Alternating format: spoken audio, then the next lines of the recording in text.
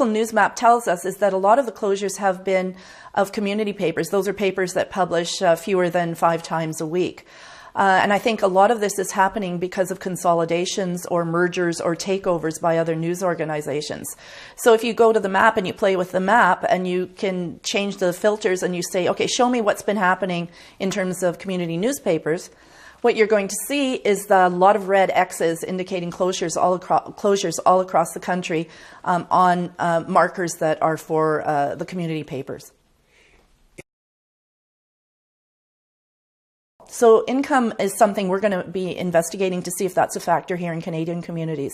The presence of a vibrant local newspaper might also be a factor because local newspapers, research out of Europe has shown, tend to be the agenda setters for other news organizations. So, you know, if you wake up at the local commercial radio station, you can grab the newspaper and pull out some stories that you can use on your newscast because you can rely on that verified information from a reliable news source.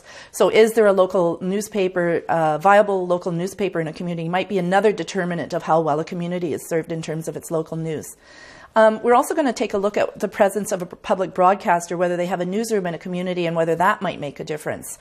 Again, some research out of Europe has suggested that the presence of a public broadcaster basically ups everybody's game. So it means that the other news organizations in the community do more in terms of producing quality news and the amount of news that they produce. So that's going to be another factor that we look at. Some other things might be income, the ownership, who owns the local media.